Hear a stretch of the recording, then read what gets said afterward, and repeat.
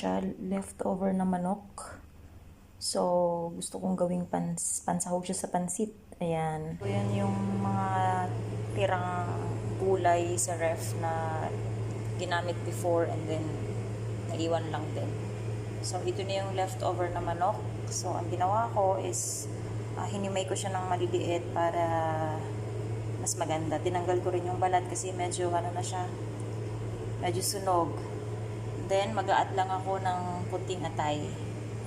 Ayan. So, ang gagawin ko ngayon is magluluto ako ng pancit. At ang isasahog ko lang is yung mga leftover. Itong pancit lang kasi na to ang meron dito. So, ito lang yung pwede kong gamitin. Na siya. Yan yung tirang repolyo sa ref. So, tinanggal ko lang yung black para hindi masayang. Ito na siya ngayon. 'Di ba? Pwede na siyang gamitin. So, para hindi masayang yung pagkain, para hindi puro tapon, check nyo muna, baka pwedeng mapakinabangan pa rin siya. Okay? Ayan. So, ito yung sibuyas at bawang. Ayan. So, piniinit ko yung mantika. Then, ilagay ko yung garlic saka yung onion. Ngayon, ang sunod ko na ilalagay is yung atay ng manok. So, nilagay ko yung atay. Ayan, dapat medyo lutong-luto siya bago mo ilagay yung iba pang sahog para kapag nilagyan mo na siya ng tubig. Minsan kasi naglalasa ng malansa kaya kailangan lagyan mo lang siya ng kunting paminta doon. Ayan, so medyo malapit na maluto yung atay. So, ilagyan ko na rin siya ng kunting paminta habang binibita ko siya. Tapos ngayon, ang sunod natin ilalagay is yung leftover na chicken. Ayan. Para hindi masayang yung manok nyo, ilagay nyo siya sa ibang dish, pwede nyo siyang ibang sahog sa inyong pancit. Ayan. Gisa-gisayin nyo lang siya. Haluin ng konti.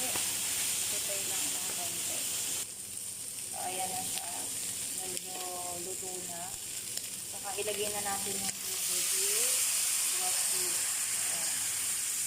So, mahirap kapag nagluto ka ng pancit na hindi mo alam tansyahin yung tubig. So, ang gawin mo na lang, huwag mo na lang muna siyang masyadong lagyan ng marami. Tansyahin mo na lang. Sabay, saka mo dagdagan ng tubig. So, ayan siya. Ihintayin natin siyang kumulo. Ayan. So, papakuluin lang muna natin siya ng ilang minuto. Ayan. Then, habang kumukulo, nalagyan niya na siya ng kunting toyo. Tansyahin niyo lang din yung toyo. Ayan. Halu-haluin. Tapos, mamaya titikman na natin kung ano yung lasa niya.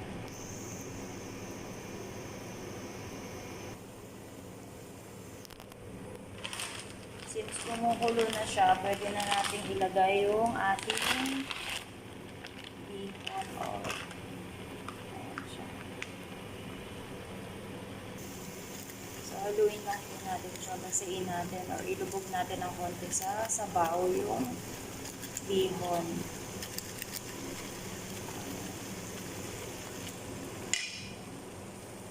So, pinapakulo lang yan hanggang sa maluto na yung bihon, hanggang sa lumambot na siya.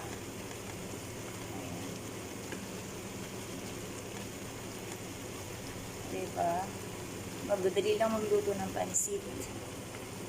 Pwede nyo yan sa ugan ng mga tira nyo, karne, or kung ano mang pwede nyo. So, sa binas nga, minsan pwede din eh.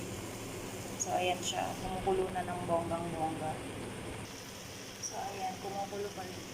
Habang magpapakulo, lagyan natin siya ng kunting paminta. Ayan, nakakadagdag kasi ng lasa yung paminta. Saka nakakawa natin ng lansa sa mga bansa ko.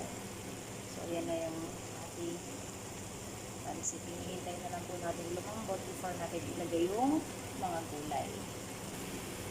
Ayan po, nilagay ko na yung carrots kasi mas matagal siyang maluto kaysa doon sa ating repolyo. So kapag po nagpapansit ako, nilalagyan ko rin siya ng konting oyster sauce para dagdag sa lasa. Ayan. Ayan siya. Yes, pwede po lagyan ng oyster.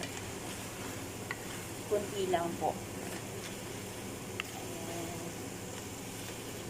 Ayan na yung pansit. So, ang pansit nito is kailangan niya ng maraming tubig.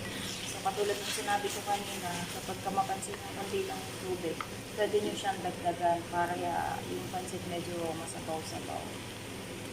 Ayan. Ayan na siya. Ayan, may sabaw-sabaw na siya ulit konti.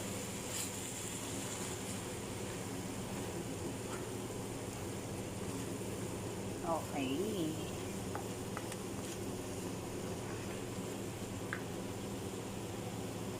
Malapit na po siyang maluto mga kapatid.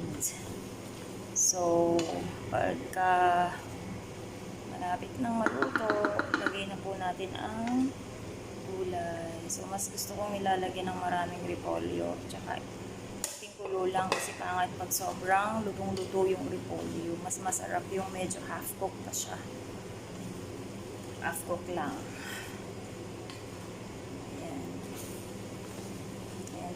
Ang ating pansit na ang sahog ay leftover at saka kunting atay.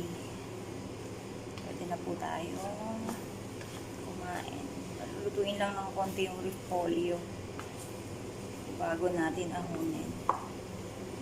Ayan, siya na. Ayan na po ang ating pansit.